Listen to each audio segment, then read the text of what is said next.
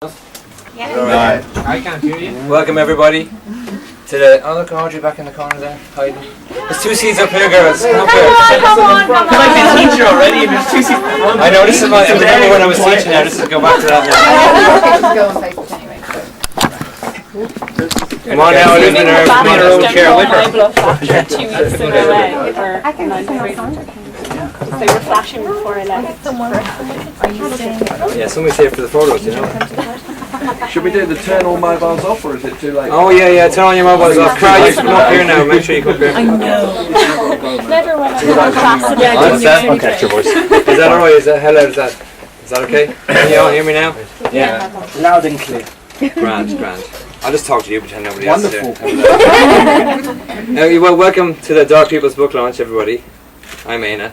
I'm going to read a little bit from this in a few minutes. Before that, I want to tell you a little story about how the first time I fell in love. But before that, Brian Hankins with that. before that, I'm going to thank everybody because I'm going to forget afterwards. I get kind of excited. Can you hear me back there? Yeah. Grand, because I get kind of a little bit excited and I might just panic and run out the room. So thanks for all the people who came over from Ireland and all the people who came all the way from Ealing. Miles away, I know, it's miles away. Who else? I see, this is where I need my little notes here. Who do I have to thank? I have to thank Tim and Simon. Yeah. Because you'd be surprised how hard it is to find an actual bookshop in London. Which is, I know it sounds crazy. No, seriously, so thanks to the lads. Here. Instead of a shop itself. Who else do I have to thank? The missus. She's going to be doing this. She's going to be doing this if I start meandering on. And you know, there's so many people to thank. Oh yeah, I should thank Baxter and Hunt for publishing the thing in the first place. Putting all the glue and all that kind of stuff. And my editors, actually, yeah, I have to really thank them. There was one stage in the book where for some reason, I managed to make a fella an only child at the beginning of the book, but he had two sisters at the end. So they spotted that, which is only a small little thing. So they're worth their salt. If anybody read my first book, they know editors are worth their salt, in fairness. Because the first one was like just loads of words crammed into a book, basically. So I'll tell you a little story now, if you don't mind. Go for it. It's all right. Go for it then. Anything? What did I say it was about? Love. The first time I fell in love, yeah. I was only 7, so don't worry. There's nothing sexy. So what happened was, when I was a kid, I was hanging around my auntie Etna, who this book is dedicated to. It's my two brothers, Danon and Sivna, and we'll get to that in a minute. But we were doing what young kids normally do in situations when you're hanging around your auntie on the weekend. Annoy the crap out of her, basically, and just annoy her until finally she said, "Okay, let's go to the cinema," which is what every little kid wants to do, and just eat loads of popcorn. This is before popcorn was bad for you. And so we were there one day, and we were annoying her. And I said, "Yeah, we're going to get the cinema ever, no problem." And then she goes, "Okay, I know. Let's go somewhere." And we were like, "Yes." And then she's like, "Let's go somewhere interesting and informative and something where you can learn something," which was a bit crap. And she goes, "Let's go to the crypt in St. Michan's Church." That's exactly what I did. And my brother Sivna, of course, went, "Have you not been to the crypt? The crypt, oh my God, the crypt, me and the lads have been to the crypt 50, 60 times. All the lads go to the crypt. I can't believe you don't know what a crypt is." And Danon was going, yeah, you don't know what a crypt is. If you knew Danon and Sivna, that's exactly what they're like. And so we went down there, and then they found out that it was actually a hole in the ground with bodies in it. Because they thought it was some nightclub or something like that. They were like 9 or 10. So we went there to this churchyard. I can't remember. I was 7. I was just disappointed we weren't going to the cinema. So we got there. This guy, this fella, how we going? Real Dublin fella, and he brought us around the back of the churchyard. And there was these two big, metal doors in the ground. You'd think there would be a big archway with wooden all this going into the crypt, but it was actually just two metal cellar doors like in a Stephen King movie, where they'd have you'd be on the inside and there'd be like a shovel blocking it. And some guy with his eye falling out or whatever.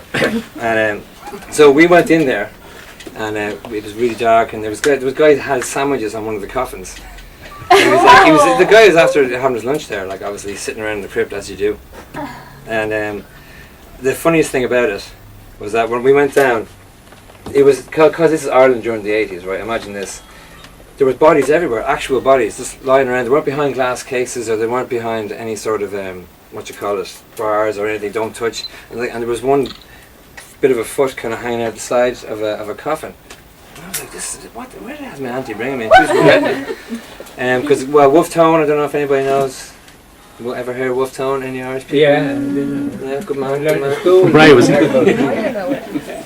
Yeah, Dad went to school with them, yeah.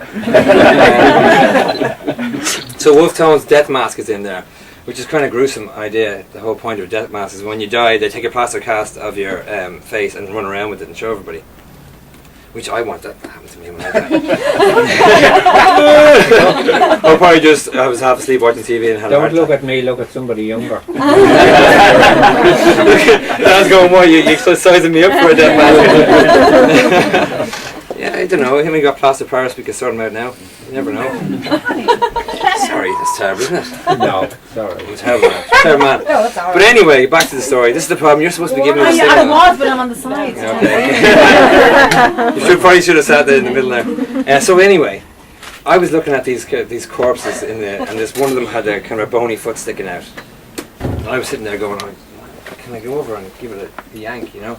Because what I first thought was, when I saw the sandwiches and all there, I thought this skeleton is after hopping back into the coffin when we came down because we disturbed his lunch or something. But it turned out that wasn't the case, which was kind of annoying, really. So anyway, I went up there. And the man was like, this fella was like, cigarette out the side of the mouth, This actually really happened, by the way. It actually really happened. And he goes, I can take the lid off it for you. And he's like, this should be in a museum or something, but just down there in this hole in the ground, rotting on the Dublin. And so he took the cover off the coffin, and there was just this rotting dead corpse. And that was the first time I fell in love. It was, but not with that corpse. No. With all corpses. Just the general corpseness of corpses and death, and mad about it. So if you read this, which you all have to do, you can't leave without buying a copy. You'll find out all about it in a minute. Given a copy. Given a copy in exchange for money. 1799. So I'm going to read a bit from now. Cool. I didn't write to that. I can tell a story again if you want. Are you sure? Rachel didn't give you the signal to shut up. No, it's fine. It's okay. It's too late now. I'm all right. Okay. So I'm going to read. I'm going to read from the prologue. I should actually really thank my auntie Éanna as well, who this book is dedicated to, because she brought us down there and she brought us all over the west of Ireland, and she was fantastic. And that's in this book when they escape from the thing that they do, which you don't know what they do because you haven't bought the book yet.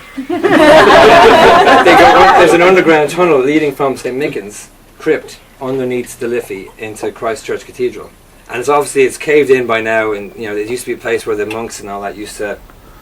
Whenever the English would come, fucking English. No,